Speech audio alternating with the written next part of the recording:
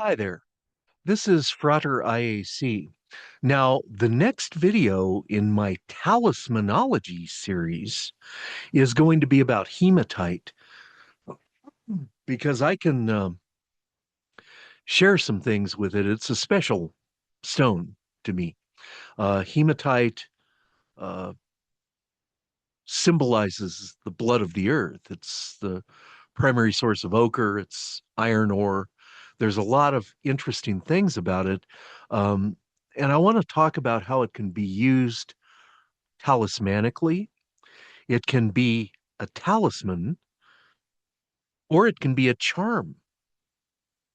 And, that's really pretty amazing. And it comes in a variety of forms. So I'm looking forward to doing that.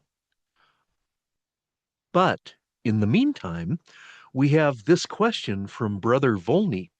He sent me an email and I reached out to him um, about it. And I said, well, you may not be the only one who has this issue and is grappling with this issue.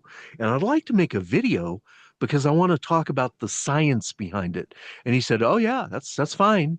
I will look forward to the release of this video. And my hope is that it can help a number of you because this is not the first time, and Brother Volney is not the first person who has found themselves suffering from aphantasia. Um, and so let's just read what Brother Volney says, and then we'll kind of begin addressing that through these slides. Um,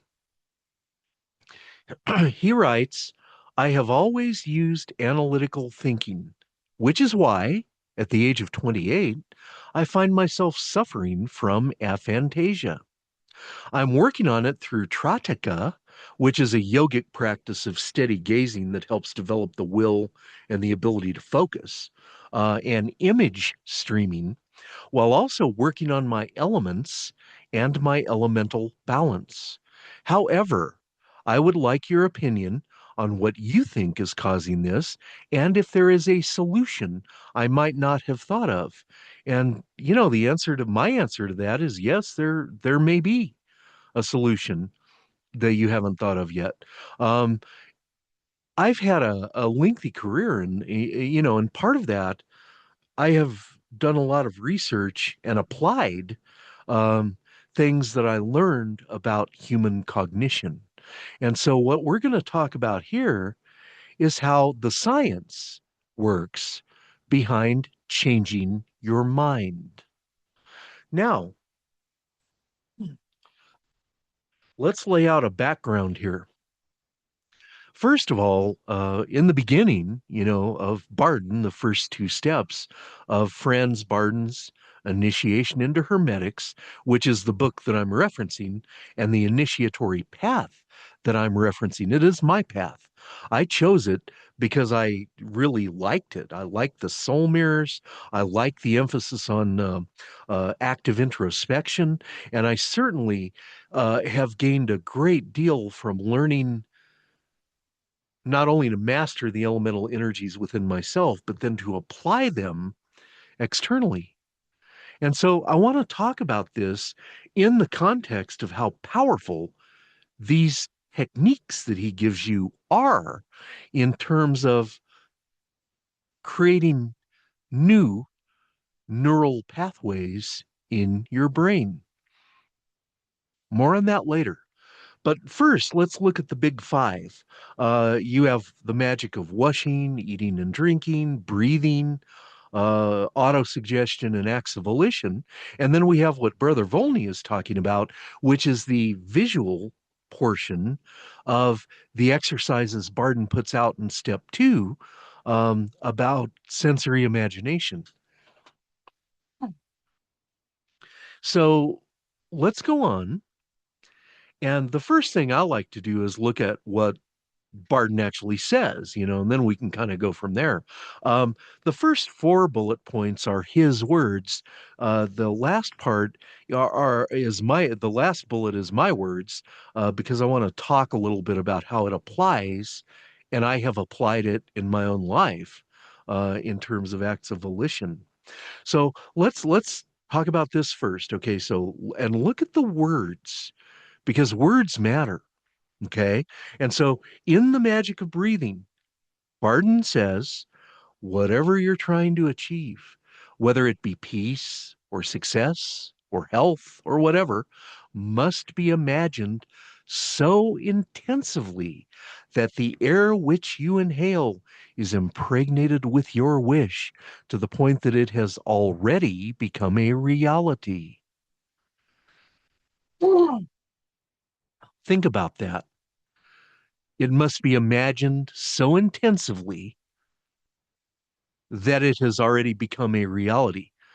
That's the first instruction with the magic of breathing and how that works and how the magic of eating and drinking works is that you breathe, you eat, you drink, you breathe in the nourishment, you eat in or drink in the water or the food, and those things are impregnated with your wish. And it's got to be at the to the point where it's already become a reality in your mind. That's where faith happens. And what you're doing here is you are marrying will and imagination. That is a form of what is called the hieros gamos. And we talked about that at length in the video I did last week on the chalice. And it very much applies here too.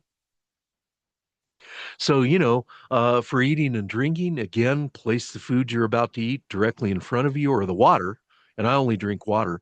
So, with the most intense imagination of which you are capable, concentrate on the idea that your wish be embodied in the food. Wow. Okay. And then washing. You're doing it a little differently here because you're washing the filth off your body, but you're also washing the filth from your soul. And he actually words it that way. He says, concentrate intensively on the fact that you no longer simply remove the dirt from your body, but you're also removing whatever it is you're trying to get rid of in your soul mirror, right? And then auto suggestion. And this is one in subsequent slides, we are going to talk at length about the science behind autosuggestion and why it works. Because I want you to see why it works, what science says. So, anyway, it's important when practicing this exercise, autosuggestion, to imagine or visualize plastically that your wish has already become a reality, a fact of which you must be thoroughly convinced. This is the nature, the power of focused intent. This is how it works. This is how this thing called magic works. Okay. What you're doing is Bardon is teaching you through his exercises a great truth because what you have to do when you're creating an image, you need to create the image in your mind and pack it with feeling. That's the marriage of will and imagination, the hieros gamos. Okay. And you're going to create this powerful thought form, and then you're going to take a step in the material world to achieve that. What that does is it creates the conditions in the astro-mental realm for your desire to manifest in the material plane. That is how this works. That's the whole crux of the great work. Know that. And then acts of volition. I got to decide. I put my own words in here because I wanted to talk with you about how I learned to apply volition because I learned that at my mother's knee. And I'll tell you what, my mother was, man, if I could have chosen anybody in the universe to be my mom, totally, it would have been her because she was amazing. She never let me off the hook. She taught me so much it wasn't even funny. But and she was a wonderful, tolerant, genuinely kind individual. But I'll tell you what, I was an ornery kid. And if I pushed her one step over the line, oh my goodness. Her her face would become stone. It would harden, and her eyes would blaze, and her mouth would curl, and she would say, "No, mister, this is how it's going to be. You will do this." And I'll tell you what, I learned from her about that. And the way I applied it later in life is, I got addicted to cigarettes, and gosh, that was just such a dumb thing to do. And what happened is it was killing me. Around 2010, I've never been super strong anyway, physically. And I was killing myself. I mean, I had a cough. I could barely walk upstairs. I'm sitting there going, why am I doing this to myself? And then I read this article. Um, and, I do a lot of work. I'm a scientist. I work in economics. And I was reading, so that causes me to read a lot of 10K reports, which are the required SEC filings that a corporation has to file each year. And, when you read the 10K report, it has a section on their business and what they're trying to do, right? So I was reading this from a tobacco company, and, it said, well, and I'm going to paraphrase what they said because they said it in highfalutin language. But basically, they said, as well, we know that a lot of older people are going to die each year from cigarette related illness. So, what we have to do is go into other countries and recruit enough kids to start smoking so that they're going to buy cigarettes from us on an ongoing basis. And we need to recruit the amount of people replace the people who die, but we ought to add this many more people so that we can increase profits. And I read that and I was like, oh my God, I'm getting taken for a ride, man. I'm dancing on the end of the string of these people, and I'm not going to do that anymore. So, what I did is I said, no, I will stop smoking today, right now, and I will never smoke another cigarette. And I followed that up with action in the material realm. I twisted up my packs of cigarettes and I got rid of the darn things. And I'll tell you what, man, I went through 2 months of hell. Okay. Because quitting cigarettes is no joke. And I did it cold turkey. But I'll tell you what, after that 2 months, I was free and I bore that pain. You know, I kept it up. I didn't allow I didn't allow my body to break my will. And that's what an act of volition is.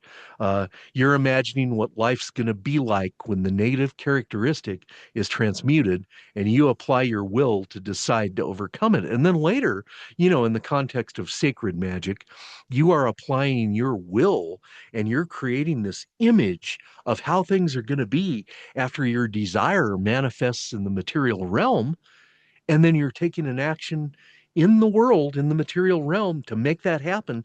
And that creates the conditions in the astral and mental body for that to come to fruition in the material world. That is how magic works. And there are people, and what I have found, okay, just my own experience, as your spiritual quality increases, your magical authority increases. And what happens is the time it takes for your desire to manifest in the material plane gets shorter. Now, there are people, I don't know any of them because they generally cloak themselves from us. But there are people who are so trained in this that they can formulate a desire, they can create this mental thought form, this powerful thought form, and they can take an action and it will immediately manifest. There are people like that. We don't see them though. And I found that it takes a shorter time now for me to manifest my desire in the material plane, but it's not immediate. So don't expect it to be, because I think that may take many years to learn. But anyway, that's the crux of it. And that's what we're going to be talking about in subsequent slides. Now let's go back to Brother Volney. And he is specifically concerned with aphantasia. Okay. And we're going to define that and find out just what that is on the subsequent slides, because we are going to tap the pillar of knowledge. But first, let's talk about what Bardon says. So, in order to start this exercise, get a bunch of simple stuff like a knife, a fork, a cigarette case, maybe this fingernail clipper that I have on the side of the slide, um, and put them in front of you. And then he says, fix your eyes on one of the objects for a while. Memorize in detail the shape and color of the object. Then close your eyes and attempt to visualize the object plastically, the way it looks in reality. Should the picture of the object leave your imagination, recall it. And in the beginning, you may only be able to do this for a few seconds. And, I can visualize things real easy. I've never had aphantasia, but I had problems with the auditory exercise. Man, it just took me a long time to work through that. So I understand the frustration. I just experienced it with a different sense than vision. But let's talk about aphantasia. And so, what I want to do is start by tapping the pillar of knowledge. And since aphantasia is our subject, we're going to want to begin by learning all we can about that. And then we're going to go on and learn some other things and start exploring the actual science behind how the brain synapses work and how you can literally change your mind through the marriage of will and imagination, the Hieros Gamos, the divine marriage. That's what we're going to do. So the first thing we got to do is look at, what is aphantasia? We got to all know, and we all got to be swimming in the same direction in terms of our understanding of this condition. And I used a definition here from Cleveland Clinic because I love this. This is really good. And it says something, Brother Volney, and for the rest of you, that you truly need to hear. And I have those two things outlined in gold, right? Because this is important. First of all, let's look at the first sentence. Aphantasia is when your brain doesn't form or use mental images as part of your thinking or imagination. Okay. But look at this second paragraph. And this is really what I want to stress here. This is not a bad thing. You're not lacking anything. It's not a disability. It's not a condition. It's not a disorder. It's a difference in how your mind works. That's all it is. And I have often told you that, all of us are born with a certain set of talents, and we're also given a certain set of detriments. And then we're born in a time, at a place, among people, and presented with situations that allow us to maximize our potential and power as a human being or not. And it's always your choice. And so if you can't visualize, you can still move forward. We just have to figure out how. Okay. And so, it's just a difference in how your mind works. All of us have different talents. And we have to work to our strengths and learn to compensate for those things that we cannot do. It's no biggie. Don't sweat it. So, imagination is how your brain simulates something based on knowledge or experience. For most people, it can take many forms, including things you can see, hear, and taste. And if you have aphantasia, mental pictures aren't part of your imagination. Or, depending on the 5 stages here, as in this image, generated by Copilot, by the way, because I've got a premium Copilot, and I'm learning how to use it to make images because it works really good. But man, it's kind of dumb. You got to give it a bunch of prompts, to make it work. But anyway, enough of that. Look at this picture, because a picture's worth 1,000 words. If you don't have aphantasia, that peach, after you close your eyes, man, that peach is going to it's going to be just the same as it was when it was in your vision, you're going to be able to recreate that just like it is in your mind's eye. If you're at level 2, it's going to be a little blurry. If you're at level 3, it's going to be a little bit more transparent. If you're at level 4, it's going to be a faint image. And if you're at level 5, there's no image. That is the continuum going on the law of polarity out of the Kabbalion. All this ties together. Okay. So anyway, and look at this last paragraph before we move on to the next slide. Aphantasia is uncommon overall. Experts estimate that between 2 and 4% of the people have it. Okay, but I don't know. I mean, I don't know even how many Bardon practitioners there are in the world, and I suspect that the percentage among us may be a little higher, uh, because of the nature of this calling. Because, as you ascend spiritually, particularly at the beginning, when you are working through the soul mirror steps 1 and 2, you will be challenged. You will be opposed. Your larvae will fight to survive, and they'll fight hard. And they'll set up conditions in your life where, because they need to feed and they're quasi-conscious. So that's kind of how this works. And so you're going to be opposed. And so you have to figure out, okay, I am moving forward with this no matter what. And so you got to figure out, okay, well, if I can't do this, how can I compensate? How can I change it up?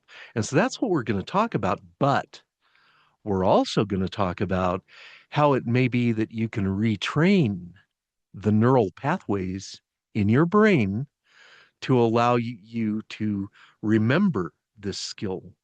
Because here's another secret: all of you are ancient. Our spirits were created when God carved a womb in itself and populated it with the universe. Everything, including our little soul minds, bodies, lives, breathes, and has our being within the divine mind. Again, a law from the Kabbalion: the universe is mental. And so, we have to understand that. And so, we are the microprosopis, okay? Each one of us is, I don't want to say the God, but I do want to say the God in our own internal cosmos, because we are created in the image and likeness of divine providence, of God. And what that means is that we are God in our own internal cosmos. And what we allow ourselves to feel, think, say, and do ultimately creates the reality around us, and it creates that reality that we create for ourselves bleeds out over into those we love and our community. And so we become a rock with a lighthouse mounted on it that provides light in the darkness for the uninitiated. That's part of what we do, how we roll as Hermetic initiates, or at least so say I. I don't ask you to agree with me, but I sure believe that. Anyway, enough of this. Let's go on to the next slide. Okay, so how do you do it now? I have probably about 12 years out of my long career. I've had a career spanning like 40 years. For 12 years of that, I did vocational counseling, and I am trained at the graduate level in both psychology, economics, organizational development, basic business administration, And so the reality here is, I learned a long time ago, the first thing to ask somebody who comes to you and says, well, I just can't seem to get a job. I'm a total loser. I got laid off and now I can't get a job. And I've got these bills and the wolf is at the door. It's horrible. It's terrible. It's awful. And I would start saying, well, okay, let's kind of back up a little bit. What are you doing now? What is the strategy that you're applying now? And if you haven't done anything yet, what are you thinking about doing? And that's what we're going to do here. Okay. And so, Brother Volney and all of the rest of you who are following along with this, let's do three quick thought experiments. This is kind of the precursor because one of the things that I found very difficult about the way Bardon teaches this is that he has you isolate the senses. We aren't used to doing that in our imagination, but we already do know how to do these visualizations. I guarantee you, you already know how to do this really well. You just may not be seeing an image. And sometimes people get lost in Bardon's words and say, oh, I have to do it exactly this way. No, you don't. Um, if you're having a hard time doing it his way, change it up just a tiny bit. And that's what we're doing here.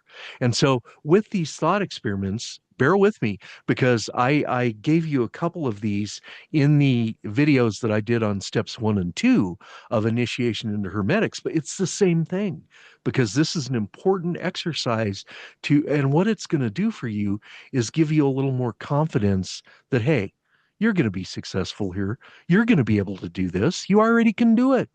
You just need to train your mind, you know, to tie in what Bardon says with what you already know how to do. Because as I said, you're ancient. You have lived many lives. You have done this many times. You have done many things in many realms.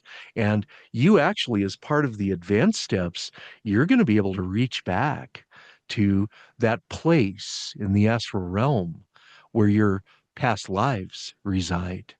And when you commune with those ancestral energies and your past lives, you can actually pull out skills and remember skills that you once had in the way back when, across the sea of years, and you can begin to apply them in real time.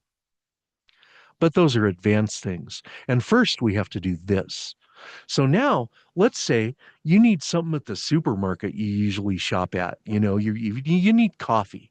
Okay, so you got up in the morning, you got out of bed, you just finished your morning cup of coffee, and now you're thinking about going to the store. Sit there in your chair, shut your eyes, and imagine going to the store. Imagine yourself getting up out of the chair, going out into the garage, warming up the car, backing out, and driving to the store. Imagine yourself parking in the parking lot and walking into the store and going directly to where that coffee is on the shelf because you know right where it is. You already know this. You can do this in your sleep. And that's kind of what you're doing. You're sitting quietly with your eyes closed, but your consciousness is taking that trip to the store. That's what we're doing here. So, you know, in your mind, go out, get in the car, drive to the store, and you can picture, maybe not visually, but you definitely know the way. All you have to do is think about it.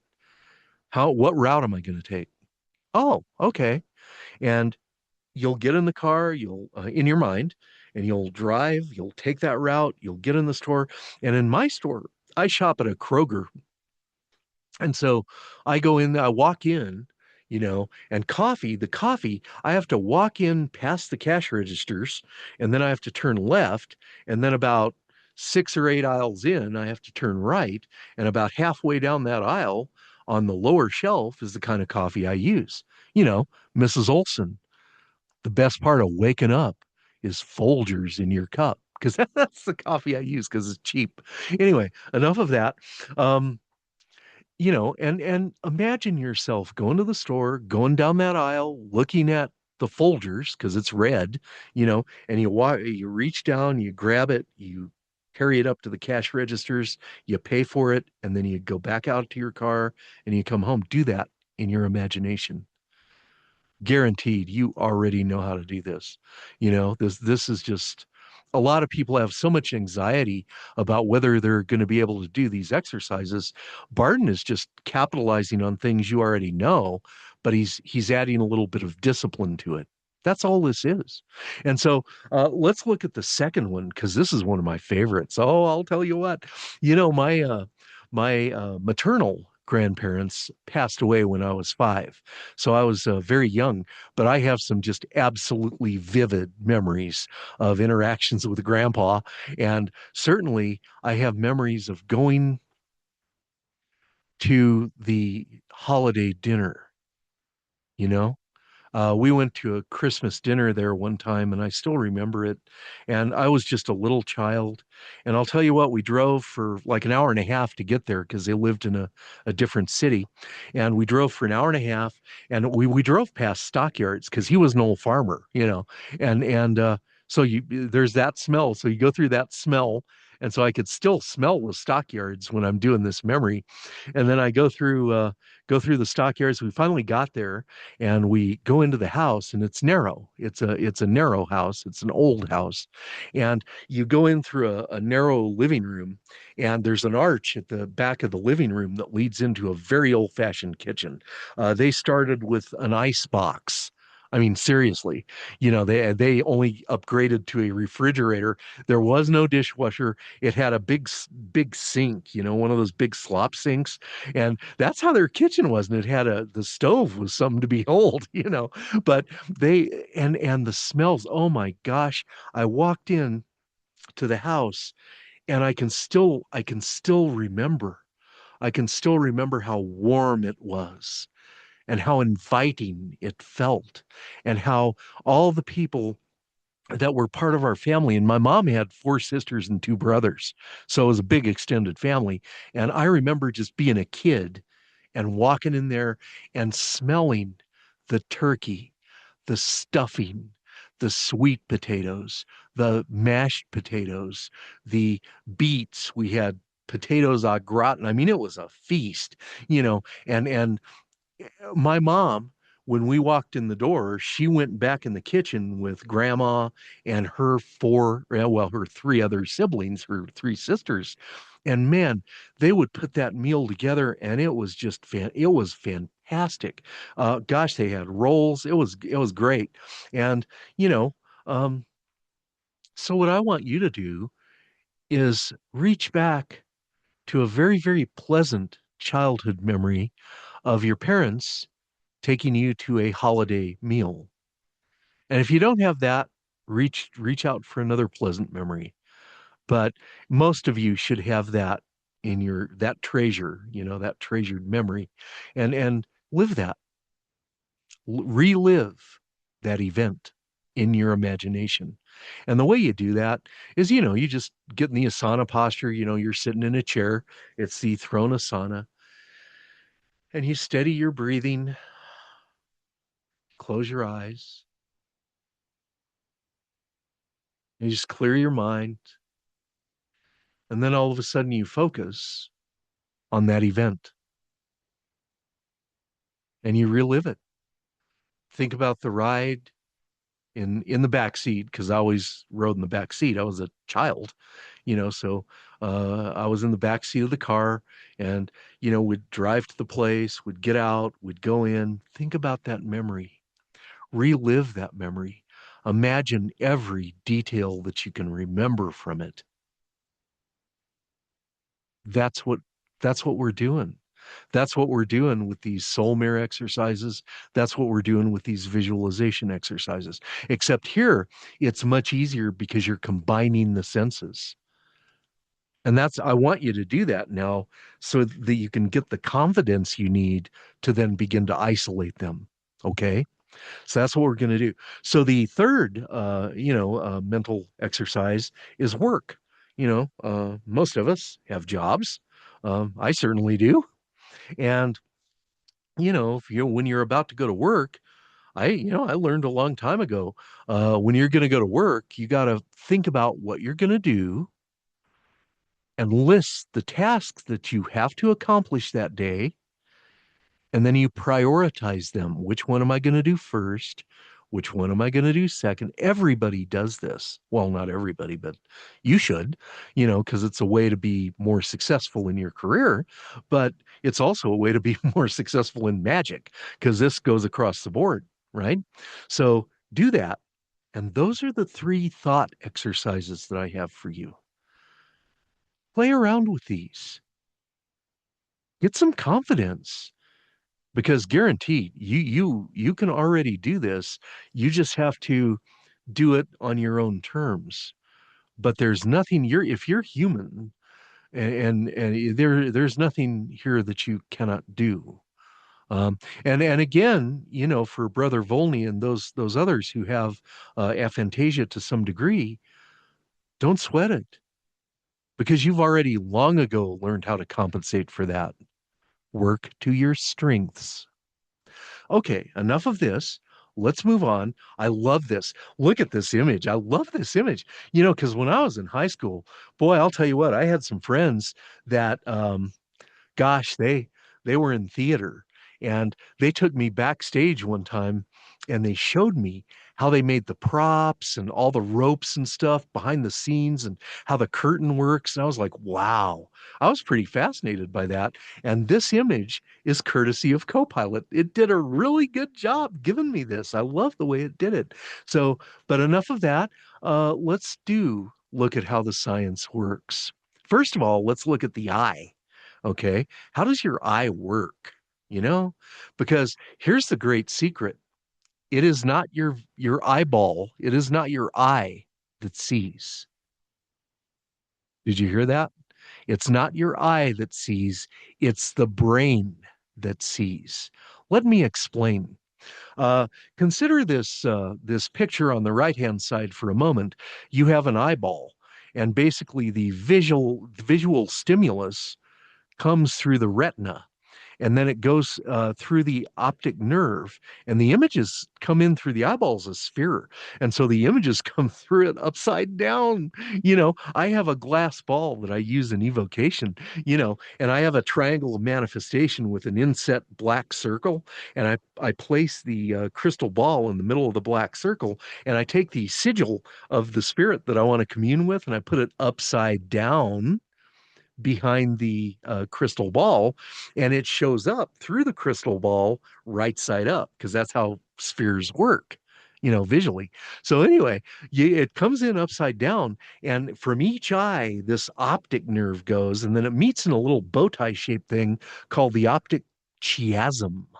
Okay, and then it goes, then those join, and then they fan out again, and the visual images are transferred to the occipital lobe or your rear brain. And in Bardon's text, he calls it the cerebellum, and a reference for an explanation of this in the way Franz Bardon explained it. Look at his treatise in Initiation into Hermetics when he's talking about autosuggestion and the power of autosuggestion, because that's the secret. Okay. The screening room in your brain, what you see with is your brain. Okay. And the occipital lobe is the screening room, it's the theater where you see everything that comes in through your eyeballs. Now, the way it works, and these pictures are, I generated these again using artificial intelligence. They're not completely accurate. You wouldn't find this in a medical textbook, but the images, I worked with the AI tool pretty extensively. These are good enough, detailed enough to inform our discussion. They are sufficient for our present purpose.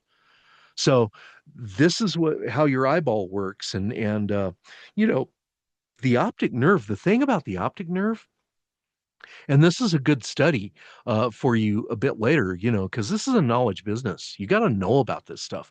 You just got to research, you got to learn, you got to read a bunch of books. But what happens is this optic nerve is one of 12 cranial nerves. And the cranial nerves, I mean, they come down the spine, you know and they basically govern your endocrine system, which emits like hormones, chemicals that govern how your body operates. I mean, that's how the whole thing works. It's amazing. So now let us consider this image to the left on the slide. Again, it's not you wouldn't find it in a medical text, but it's sufficient for our needs here. Basically, you see these down arrows up at the top here. That's vision coming through the inner retinal surface. So your eyeball is looking straight up in this image. So basically, the visual stimulus comes in through the retina, and it goes through, a couple of layers of cells, and then it's processed by rods and cones. And there are a lot more rods than there are cones. You don't necessarily need to know that, but that's kind of how it does work. And then the optic nerve, it sails on the optic nerve back to the occipital lobe of your brain, where it then creates the visual sense when your eyes are open. And the trick is you've got to train your mind to do that in your imagination with your eyes closed. And so let us get a little deeper into how this science works. And it took me some years to understand this. Gosh, I'll start with a story. I had a young lady one time, many years ago. I was working with her in vocational counseling. She was in the foster care system. And in the United States, we have a foster care system. And if Human Services takes you out of your family for various reasons, usually abuse or neglect, and you can't ever go back there, you stay in a foster home. And the foster care system is publicly funded. And so it literally spits out the kids at age 18. This is why we have so many youth living on the streets, because they were in foster care and they didn't get ready because the system didn't allow them to get ready. And so they get ejected from their foster home and now they're homeless. What are they going to do? And it's really cold. And so what I tried to do in the way back when, this is the early 1990s, I tried to work with the foster care people, in my county, and I got with them and I said, look, we need to take these kids, starting at age 16 and get them ready. I mean, maybe we could do some part-time jobs and they could, get some income and start a bank account. Let's try and do that together with these kids. And so we did, and we had a good thing going. And this one young lady, she came in and she had been deeply abused, physically abused by her biological parents. And, the social worker, was providing the mental health, to get around that or to compensate for that. And my mission was to try and do the vocational guidance, the assessment, and maybe get some work experience and maybe get some training, that kind of stuff. So anyway, she decided that she wanted to operate heavy equipment. Seriously, there's this young lady, she wants to be alone, okay, in an enclosed space, and she wants to be operating a giant, I mean, that's what she wanted to do. And we are like, okay, who are we to say no to that? So we put her in this program to learn how to operate cranes and stuff, and she was doing great. She was doing a really good job in that training program. I felt so good. I felt so optimistic. And, I checked with her periodically, every week or so. How are you doing? Do you need anything? No, no, I'm fine. And then she disappeared. Oh my goodness. I had no idea where she went. And so I didn't close the case. I kind of stayed with it. And she showed up 4 months later. Eventually it had a happy ending, but I wondered why. Because, I've worked with hundreds of people in vocational guidance, and I could always tell, I mean, most people would come through and they'd be like, okay, I'm going to be successful here. I'm going to be fine. I'm going to get another job. I'm going to access this program. I'm going to do what you tell me to do, and well, I'm going to have success. And they would be fine. But about 20% of the people, for some reason, they just didn't make it. I mean, you try to set them up for success, and just as they were about to, have success, they would snatch defeat out of the jaws of victory in a thing we call self-sabotage. But the way that works is your mind, your subconscious mind has a picture already of what your reality is. And what I found out after many times when this happened to me, I got to wondering why. And that caused me to do a lot of research, asking why, what can I do? How can I better help these people? So I found out I ended up reading some things about psychological research with rats, believe it or not. And rats have brains that are, they have about, I guess it's about 70,000 synapses in their brains, but their brains operate, those synapses operate pretty much like the human ones do. And so scientists have found a lot out about how our brains work using research on rats.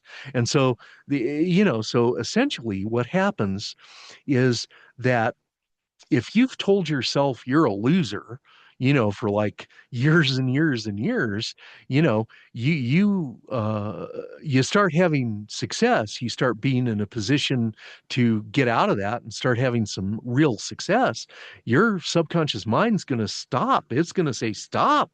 You're a loser. What do you mean? Your reality is this. And so it will, here, let me fix it. And so you'll end up doing like this young lady did, just disappear like a week before graduation. But there's all kinds of ways to do that. And if you're doing that to yourself, you have to check that. This is why the soul mirror activities are so important, because if you're literally changing your mind, because how the mind works. And again, this is not something you'd find in a medical textbook. I had to use this AI to really work with it to put in the basic labels here, but this is good enough. So let's look at it. So you got these things, dendrites. They're the little trees that grow out of these bodies, these synapses, and you can see that in an actual human brain in this picture down at the left or at the right hand bottom of the slide. This is an actual photo, a microscopic photo of synapses in the human brain, courtesy of the National Institute of Health. Whoa. And I'll talk about this upper picture later. But for now, okay, so what happens is you get this visual stimulation coming through, and it comes through the presynaptic neuron, right? So the stimulus comes through, and it comes to you from the environment, and it goes through, and then it projects into the postsynaptic neuron, right? And that's what you do in response to the stimulus. Wow. So, basically it's a chemical reaction in your brain. And in linguistics, in my undergraduate work many years ago, um, I one of the classes I took was linguistics, and we studied the work of Noam Chomsky and other linguists about, and a lot of what the subject matter was in that course was what happens if somebody has aphasia, like their brain no longer has the power of speech. Can they regrow that power of speech by rerouting the synapses in their brains, creating new neural pathways? And the classic way that they would deal with that is like if somebody had grand mal seizures, if they had severe epilepsy, right? They would actually go in surgically and separate the hemispheres of the brain. Okay, and what that would do is it had a positive effect. They had fewer grand mal seizures that ended the seizures, but they had to create new neural pathways in their brains because it also had some not so beneficent side effects, right? And so there was a lot of work around that psychologists did, um, in the context of these surgeries, And so that's how I first started learning this. And I'm researching about the human mind and rats. Okay, now let's take a quick foray here. Look at this upper image on the right-hand side of the slide. This is courtesy of the Australian State University. Wow. And there should be a picture, but I couldn't quite make one. I didn't have room on the slide, but the Peruvian shamans. Okay. They believe that we, all things are, all of us are connected to everything in the universe by virtue of these threads of light. Okay. And the Peruvian shamans, of course, speak Spanish. And so they call them Rios de Luz. And yeah, I probably butchered that pronunciation. I'm sorry because I don't speak Spanish. But the point is, look at this: as above, so below. This is the basic Hermetic maxim. Okay, this is how the universe works, right? And then the Peruvian shamans have this concept of the rivers of light, and that's how we create the environment that we wish to live in through our feelings, thoughts, words, and deeds. And then we have how the synapses in the brain work. As above, so below. Wow. Okay, so now let's go on and let's look at how this looks on the ground. And I've colored these um, and had the AI generate these labels. It's not entirely accurate, but again, it will inform our discussion here, and it certainly is sufficient for our needs. And so, what I'm telling you here is, you get the stimulus, and for me, I'm just going to illustrate a shortcoming that I had, okay? Because patience, when I was a younger man, patience was not my strong suit. I was very aggressive. I was very yeah, I was very task oriented. And what would happen is I would have a stimulus. I wouldn't get my way, or, I had some reversal at work, something that I was trying to do that I ran into snags with. And that would cause me to feel angry. I would become irascible. I would become horribly sarcastic. I would become very obnoxious. I would become pouty. I would lash out at the people around me. It was not good. And that trait is anger. It's called irascibility. Okay, and I was an irascible rascal, if you'll pardon the play on words. So what happens is, for years and years, I would have these reverses. Somebody would send me a troubling email. I'd have a ASAP that impinged on my work plan, whatever it was. Somebody had cut me off in traffic, and I'd be like, "Well, you lousy so and so," and that I created a neural pathway that made anger very easy. This is how the larvae form. This is how the larvae are created. And this is how they feed, because the larva is semi-conscious. And so it's in its best interest to keep this neural pathway going in the brain, because that's its gravy train. That's how it feeds. And so the larva sets you up in these situations where, you're going to have reverses or whatever, so that it creates the conditions for you to experience the negative emotion, so that it can feed. That's how all this works. And so, a lot of people, particularly the uninitiated, live in just surrounded by darkness because they're surrounded by these larvae that are feeding on their negative emotions. And boy, we see that every day, don't we? And, you got to change this up, because if you're going to be a Hermetic initiate, you have to assume control of this and get rid of this whole thing. You have to pull the teeth from this larva and change your mind. So what we're going to do, look at what's going on here. You have the external stimulus, you have this automatic anger that happens, and then you have patience sitting over here in green.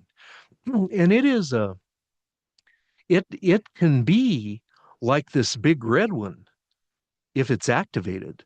And so what you're going to do is learn to activate that. This is through the magic of washing, the magic of eating and drinking, the magic of breathing, autosuggestion, and acts of volition, right? That's what we're doing here in the soul mirror exercises. And so, what you're doing with the soul mirror is you are repeating over and over and over. You're casting aside this anger and instead transmuting that into patience. And after time, what you have is this. You have created a new neural pathway in your brain. That is how the science behind this works. That is what you're doing with your soul mare exercises, and it's certainly what you're doing with your imaging, your plastic imagination. And, because you got to remember, when you create something in the material realm, you're using your hands to manipulate things and you're creating something, or you're writing something, or whatever it is you're creating in the material realm. You also create things in the astral and mental realms. And the Neoplatonists started all this. They were like, well, I mean, there's you, and you're sitting there as a human being in a clay vessel that we call our physical body. And that clay vessel is carrying around your soul and your mind and your immortal spirit. But what you got to remember is your body is just so say the Neoplatonists, your body is just an imperfect representation in this realm of a more perfect body that exists in subtle realms. That's the idea. That was the idea behind the allegory of Plato's cave, which I've talked about at length, so we won't belabor that here. But the point is, you can take control of this by knowing the science and by knowing some basic techniques, which Bardon has taught you in steps 1 and 2. That's how this is. That's how it works. And of course, some more advanced work with the elemental energies where you're gaining control of them internally. That's the 30-second path of Tao. That's the path that takes you from being buried in these clouds of larvae here on Malkuth, and you get rid of the larvae, you cast those aside, and then you can move up to Yasad and that triangle of magic, or that triangle of personality on the tree of life, where Yasad is the energy of the moon, and then you have Had, which is Mercury, and you have Netzach, which is Venus. And those three together, you marry the will and the imagination, because that's just how it works. You can't do magic until you've purified yourself to where you can move up on that 30-second path of Tao. So anyway, that's what this is. That's what we're doing here. Now, you might have to switch the senses out too. I mean, Brother Volney and the rest of you, if you're having trouble with one of those senses, you know, switch it out. Work with, do my thought exercises, where you're combining the senses. And that'll reveal to you, if you think about it, if you analyze what you just did and how you process this now, you'll find out what your strengths are. Work to those and then start folding in the other senses. Okay. So maybe you might want to start with auditory imagination. And I'll tell you what, this is the one I had the most problems with. Um, I could not for the life of me imagine a clock ticking on a wall. I was like, oh, because we live in an age of digital clocks. They don't tick on the wall. That's the that's the world of Bardon, where you had an analog clock with hands, and I have an analog clock with hands, and it does tick, but I had a really hard time until I discovered that I wasn't using my actual ears to produce this sound. And so I researched where in the brain is the hearing room. Okay, and that's kind of along I think it's the top of I haven't done it in a while, but it's somewhere else in the brain. It's not necessarily in the occipital lobe, but there's a place in your brain where you hear. Okay, and so what you have to do is close your ears and just divorce yourself from those physical organs, and then cultivate the astral auditory organ. Because remember, the mind processes through the sound, which is the image in your imagination, right?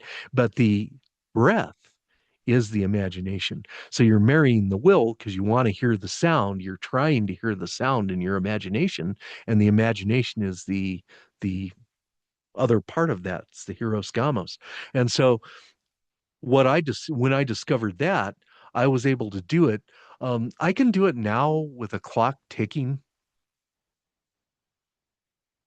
I can, but I had to start with a bell because I have a bell. Yeah, I have a bunch of bells.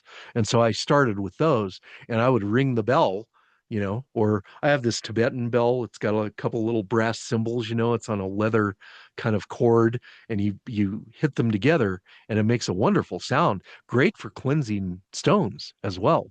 But you know, it that's how I had to do it. I would, clang those cymbals together and then I would recreate that in my imagination. I finally learned how to do it. But do that, go to the other senses. And what was easiest for me, believe it or not, was smell. Like that second activity I had you do, where smell was a big part of my memory of holiday events with my family, my extended family, you know.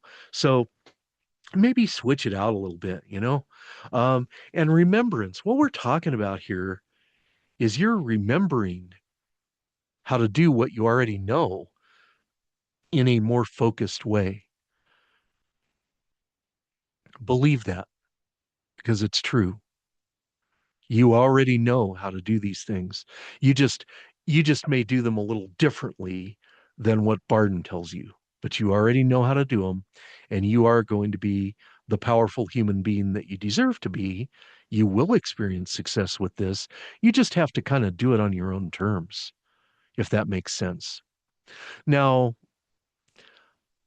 I like feedback. I really do because I believe deeply in community. And I work in the mundane world to build community, real community. And this community of Hermetic practitioners, those of us who followed Bardon, we have a wonderful community that has been set up. Now, I've got a Gmail, so feel free to send me an email. Uh, but I'm on Substack. I got a YouTube channel, obviously, because you're watching this on YouTube. But I also have a class on Perseus Arcane Academy. And my class, I'll tell you what, I am going to retire in a reasonably short period of time. And, the class I've got on Perseus now is about these liquid talismans, these fluid condensers that Bardon has you make in step 8 of initiation into Hermetics. They're the most powerful things I've ever used talismanically, but I learned from them and I'm able to project that power now through other talismans like stones and crystals and mojo bags and stuff. But I learned using Bardon's methods in step 8. I learned how to connect with the quintessence, the higher body of that, whatever that is that I'm connecting with, my desire. I learned how to do that doing those fluid condensers. And so I wrote a course about it, and James Robson put it up on Perseus, but I'm not the only teacher on Perseus. And James has just published this Perseus Arcane Academy course prospectus. My gosh, you know what? Go into Perseus. It has pages where you can actually meet people and make friends with people who are in the same step you are, and you can compare best practices. You can help each other. You can compare notes. This is wonderful, because the reality is we're standing on the shoulders of giants. I mean, we had people that wrote these things. I mean, just in the last century, you had Eliphas Levi, you had Bardon, you had, well, Eliphas Levi was 19th century, but you had Dion Fortune, you had Franz Bardon, you had Stylianus Ateshlis, you had Muni Sadhu. And, if you go to, if you read Frabato, the magician, at face value, Bardon he was ordered to write 5 volumes, okay, starting with the basic initiation into Hermetics, but he didn't want to do it. He resisted. He was like, no, humanity's not ready for this. But the Brotherhood of Light overrode him and said, no, you will write these books because I think it was 17 million people died in the First World War, and another, 70 or 80 million died in the Spanish flu epidemic right afterwards, and 60 million people died in the Second World War to get rid of Hitler and Tojo. My dad fought in that war. He was anti-fascist. And he fought in the Battle of New Guinea and he bled in that campaign. And that went from 1942 to 1945. And they were under fire from the Japanese Empire soldiers, the whole time.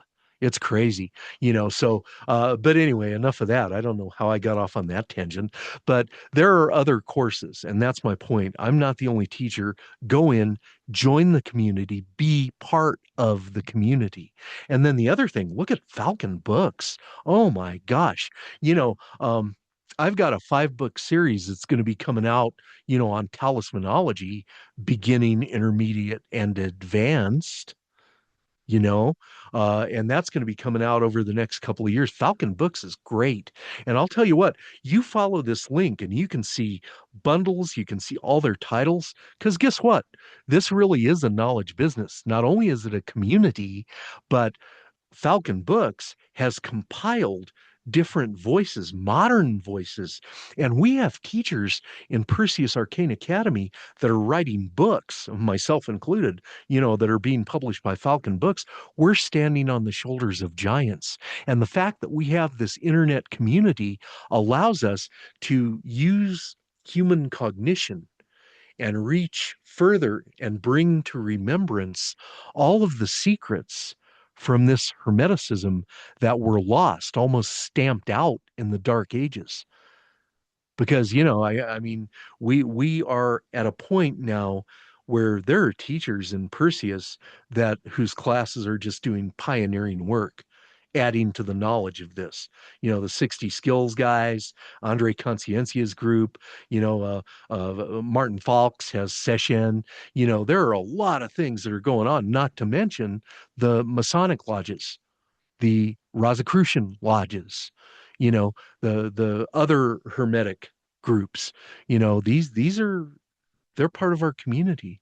And so it's really good. And then Phil Rice has a Bard in. I know because I'm on these panel discussions now, which is wonderful. I love doing that. But there are other teachers that show up on those panels. And, I mean, the reality is everybody's got their strength. Phil is an amazing energy healer. Wow. And he's got this Bard in where he talks with people like Bob Smith and, myself, James Robson, and those are valuable. Get in the community, get to know people, make some friends, share some ideas, because that's how we grow together. This idea that we're an island, you know, no man's an island, no woman is an island. The way humans roll, if we'd have adopted this survival of the fittest nonsense, we'd have gone extinct 100,000 years ago. That's not how we roll. We work together. We're in communities. We specialize for the good of the group. That's why we're at the top of the food chain, because we collaborate and we cooperate. And that's what we need to do here in Hermetic initiation, because we are given much. And from us, much is then expected. Anyway, I wish for you that you are absolutely blessed with everything that you truly need, the blessings that you most need. And now, until soon, I'm going to release the video on prophecy stones and hematites and other things and iron and so on, because that's very interesting stuff. So look for another video soon on talismanology in that series. But in the meantime, if you have any questions, write to me if I can. And there's only one of me. I'm still working. Okay. So the reality is there's one of me and there's a lot of this. So I may not respond right away, but email me and there will be a response, whether it's a video or I jot a few notes and send back to you, because I care about you. The more Bardon trained magi that we can bring into operation, the better off the human species is. Anyway, be blessed. Until next time.